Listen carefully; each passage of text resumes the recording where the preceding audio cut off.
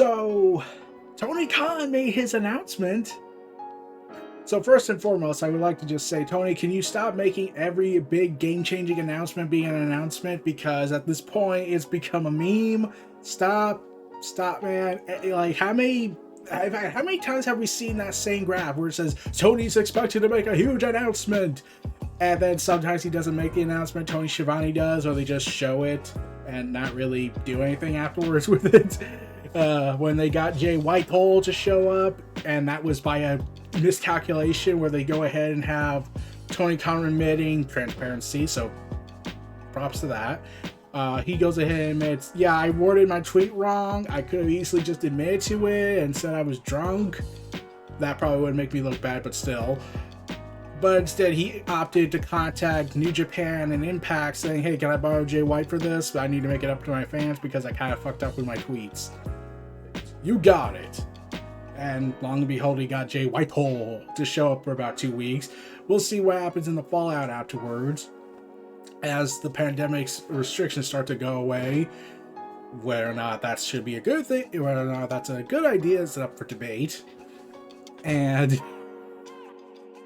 yeah, let's talk about this part. So Tony Khan comes out. Well, let's be real. When Tony Khan comes out, that is kind of a big deal. The first time we saw him on AEW television was when he was backstage and Impact came out and said, we're partnering up with them. So yeah, there is kind of something there. So seeing Tony Khan on TV, like he's only shown up a handful of times. One was for what would be revealed at Winter's Coming as the Impact AEW partnership, with Kenny Omega showing up on Impact. The second would be the premiere of Dark Elevation, which is understandable. You need to build it up even though it's a YouTube show. And the third big appearance, well, the other one would be his time in the cameo when he was backstage kind of pissed off at Don Callis just to keep selling the story. And now this is the fourth time where Tony Khan makes a public announcement being all geeky and once again reminding us that he is everybody's favorite type of geek, the billionaire geek that we will never sadly be, and thus I have decreed Tony Khan my mortal enemy about how he can be a geek and have everything he wants to do what and live his power fantasy as humanly possible, whereas I have to work for a living. Damn you! So yeah, so enough of that cold reality that I had to kick you all in the family royal jewels at, reminding you that we will never be Tony Khan in this day and age, and with the rate that things going, it probably will never happen, even if you have the chance to. Let's hope not, and let's hope something peaceful ends. Well, so yeah, as my mortal enemy Tony Khan announced, he has announced in his hoarse voice of strain trying to break puberty. I don't know why. Like, I know he's not really supposed to be the on-screen character. He said that he doesn't want to be a full-time on-screen character. He only wants to show up when it's really important or when it's necessary. So what he announced is pretty important. Tony Khan has signed the contract, but it does not read Nick Khan. No, it says Tony Khan. I now own Ring of Honor Wrestling, brother. So yeah, Tony Khan has announced on AEW Dynamite tonight that, yep, they have bought Ring of Honor Wrestling, and Tony Khan has made it official and came out with a PDF document confirming all this stuff, which I will recite to you for those who don't want to take time falling asleep reading from it, because you fall asleep when reading from stuff, because that's what I do when I'm at school. Doesn't go not there anymore. Moments ago on AEW Dynamite live on TBS, it was announced that Tony Khan has agreed to acquire the assets of Ring of Honor Wrestling Entertainment, a limited liability company from Sinclair Broadcast Group, aka the group of people who should have put more investment in them but sadly didn't. including the promotion's extensive video library dating back to 2002, brand assets, intellectual property, production equipment, and more. Remember that. They now own the video library, which will be effectively important because now you can't get that anywhere else. You can't get that anywhere else unless Tony Khan gets a streaming deal or sets up a streaming platform. I'm pretty certain they're going to end up on HBO Max down the road. Known widely as the independent promotion that birthed some of the biggest stars in the professional wrestling industry today, including AEW, CM Punk, Bryan Danielson, and highlighted a dozen of the members of the AEW roster, like Christopher Daniels, Ring of Honor's purchase signifies a new chapter in the future of professional wrestling as AEW's meteoric rise continues to draw the youngest-skewing wrestling audience on television.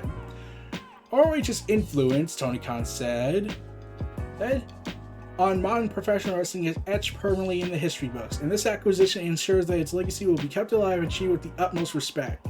This deal adds thousands of hours of content to our rapidly growing library and creates new opportunities to expand our footprint and on a national and global scale, while having the potential to produce new content under the ROH banner. Remember that. I will immediately begin exploring opportunities to make ROH's video library available to fans who will have the biggest opportunity to witness the beginning of the careers of some of AEW's biggest stars. More than 40 members of the roster have appeared in Ring of Honor during their careers. The promotion launched numerous careers such as Punk, Bryan, Hangman, Britt, Baker, Adam Cole, Bebe. Additional members of the roster have made their mark on ROH, such as the late Brody Lee, Respect, the Young Bucks, Kenny Omega, Red Dragon, Best Friends, Jay Lethal, Christopher Daniels, Matt Sydal, Mercedes Martinez, Serena Deeb, Frankie Kazarian, Scorpio Sky, Keith Lee, Eddie Kingston, Evil Uno, Stu Grayson, QT Marshall, Dan Hansen, Lance Archer, Griff Garrison, Thunder Rosa, Wheeler Yuta, Luchasaurus, Orange Cassidy, Ethan Page, Austin Gunn, Pac, Kip Sabian, John Moxley, John Silver, Alex Reynolds, Jerry Lynn, BJ Whitmer, and Sonja Dutt. ROH has produced some of the best professional wrestlers of the past 20 years, but more importantly, it created a family. Yeah, I won't bring up the backstage nightmares that happened in ROH during the end games over the past 20 years, but most importantly, create a family. I will forever be grateful to everyone in Ring of Honor family who has worked tirelessly for the past 2 decades to take Ring of Honor to levels previously unimagined. Joe Koff, Chief Operating Officer of ROH. Tony has the utmost appreciation and respect for Ring of Honor, and I'm truly excited to see how he continues the legacy. This acquisition will be completed through an entity that is wholly owned by Tony Khan. Further details about the extent of this acquisition will be announced in the coming weeks. And by the coming weeks, so let's go ahead and spoil it all thanks to Cassie Haynes from bodyslam.net. I'm a sick person, aren't I, ruining your fun? The news of ROH's purchase began to make rounds, with the initial circle being very small. Not much was known about the specific details regarding Tony Khan's purchase. However, one source has stated to me that he had heard it was around $30 to $40 million range, so 10 times bigger than WCW's purchase, which was what, $4 million from Vince. That was the thing. I'm pretty sure Warner Media kind of regrets not investing, not putting more money to get out of all this. But I was unable to confirm that information with any other sources within either AEW or ROH. When asking about the sale of ROH and plans for the company going forward, sources confirmed to me that internal plans called for AEW to utilize Ring of Honor as a developmental territory of sorts. Additionally, it was said that the main roster AEW talent will be dipping into the ROH brand on occasion. I will keep you updated when more information about Tony Khan's purchase of Ring of Honor becomes available in the coming weeks. So, yeah, let's talk about this. Ring of Honor now is owned by AEW's Tony Khan. Praise be to the good Khan and not all the other Khan that is a tyrant and doesn't care if you even have a storyline going on TV because, wasting people's time is clearly incentivizing reason to be in the position of power that you're in. But anyways, Ring of Honor will live on, judging by if this report is accurate. Ring of Honor will continue to live on, whereas the other place burned it into the ground with a crappy invasion storyline that should have been so much more, and bought ECW and then bastardized it to the extreme because Vince has an ego problem. I'm kind of amazed they didn't take a single shot at AEW, at WWE when they bought about their WCW buyout. Like, all Tony Khan mentioned was, there's no chain, as in, there's no shenanigans gonna happen from this. he's pretty much being straightforward about it. Whereas Vince McMahon went on TV and ranted for about 10 minutes about how he'll kill everybody and how he'll bury WCW and how he'll remain buried and how he's going to humiliate Ted Turner at WrestleMania by having him come out and sign the contract. And then hijinks ensue and we get a crappy invasion storyline that should have been so much more and probably should have lasted for 2 years, or just wait a year and then do something when the contracts run out. Then you could have started the invasion storyline like Honor No More kind of did. But enough about that theory. Now, this part is the interesting aspect. They did mention buying out contracts because there are no contracts in ROH since they released everybody. But there is something that is somewhat bound to AEW now since they now own ROH, the belts. Jonathan Grissom, Bandito, Deonna Purrazzo all hold championships. The famous tag team that we all know, the Briscoes, they own the tag team belts, which means that they could be showing up in AEW eventually. Deonna Purrazzo, especially since she took the belt from Roxy, who might be unbound to WWE, her choice, so I'm not going to complain. Free will and everything.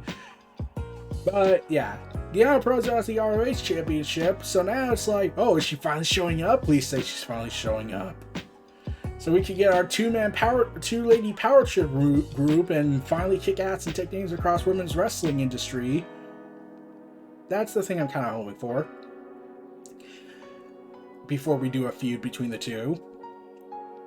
With the Doctor. So yeah. The belts are currently outside of AEW Stars. Instead, looks like they're going to try and acquire people's services and try and probably resume the Impact Store partnership, since there was the Honor No More group and they could show up at any time now, even though they're signed to Impact for a while last I heard. But it depends on how all this goes. For what it does sound like, it sounds like ROH will still live as a developmental territory for AEW, much like how NXT has been reduced back to developmental, even though Vince still saw it as developmental, even though he kept pushing it as a third brand because he needed to kill AEW, then failed miserably and has to be spiteful about it.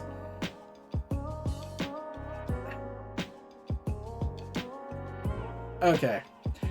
And yeah, ROH is also going to have their big Supercard of Honor event on April 1st. And Isaiah Swerve Scott's showing up there, especially since he did say, since reports have come out that he may have signed with AEW already. Big acquisition, in my opinion. Isaiah Swerve has a lot of credibility, he has a lot of potential, and I definitely think he's a main event caliber talent. And he should have been done. They should not have fired him out of WWE right when they got the call up, because that's a sick joke to this. That's a sick F you to all the fans and all the and Swerve Scott's little group of Hit Row. But I digress. One idea of what people were bringing up was that, wait, what about Cody Rhodes? Is he going to factor into this, even though he's no longer with our AEW? Well, if I was to look at it, so reportedly Cody Rhodes and WWE talk have gone eerily quiet. No idea what's going on that front. They're still making teases and jokes that he's coming, but we have no update on him. There's been no update if he's actually signed a full-fledged contract. And since Tony Khan has Ring of Honor, and if the report by BodySlam.net is accurate and is confirming that yes, ROH is going to be a developmental territory, Tony could just offer him Booker position there. If that's still a possibility, Tony could just offer him a booking position as the developmental leader.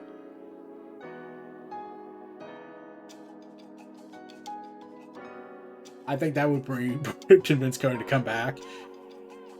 But yeah, fun times are ahead. Let's see how this all goes before we cast full-fledged judgment. And I'm curious as to know what plans they are going to take with Ring of Honor and all the belts. And also, I know Ring of Honor has a 6-man tag team division, but who's the current champion over there? Let's check. Since they did Since Tony Khan did mention that when Kenny Omega comes back, they'll talk more about it. Let's see. The current team that has it, which was last one on December 11, 2021. So yeah, it's been a long while. The Righteous, Vincent. No idea who he is. Bateman and Dutch. Okay. So yeah, that was the last. They're the current team that has the ROH event that has been that was winning the six-man tag team belts. So I'm curious to know if that's going to come into the mix soon. We'll see. And this is the big deal. The last time we had a major promotion buy out another major promotion was WWE buying WCW and ECW. Let's just hope how they treat it, as opposed to being a video library. Instead, they're gonna be like, we're gonna keep the brand name, we're gonna keep the belts, we're gonna keep everything, and do a somewhat soft relaunch, and yet keep the numbering, hopefully, so as to keep the legacy intact. Because at least I trust Tony Khan more to handle this than Vince would have done with ROH if he bought everything. Or like what he would have done to NWA when that was up for sale at one point, and Vince decided not to buy it for some reason. I guess he just hates history, but anyways. Yeah. Fun times are ahead for everybody. Ring of Honor, good luck with your Super Card of Honor event. I'm looking forward to what you bring to the table and see what goes on down the road. We'll probably get more details in the coming weeks, especially heading in to Super Card of Honor. So that's going to make some compelling interest for fans to Ring of Honor and keep AEW stuff intact. But there is something else people seem to forget about, and I had to remind someone about this, one of my buddies. They own the rights to All In again, and the video library as well, which means All In 2. We probably could get another All In 2. That could be the next big crossover supercard event they could do. Make it the 5th pay-per-view event. But this is a multi-promotional event that is run by AEW, not just an AEW event. Because that's what All In is for people. A celebration of all wrestling from the past, present, and future, as opposed to just being one brand's event. So yeah, let's hope things work out. Let's hope ROH still lives on in our hearts and in our programming of television content. And let's hope we get an All In 2, and then eventually an All or Nothing event when they have a huge stadium-sized venue, like 100,000 people, when it gets to that point. I still am confident about that. But that's going to be later. We're here in the now. So this was Neo Reality Entertainment and the WrestleVerse presenting Tony Khan buying Ring of Honor Wrestling. Feel free to like, comment, subscribe. Check out my content in the description below. Stay tuned for more. I'll see you all next time. Peace and take care. And hit that subscribe button and smash the like, and stay tuned for more for NRE. Peace and take care, everybody. Have a good day. Take care.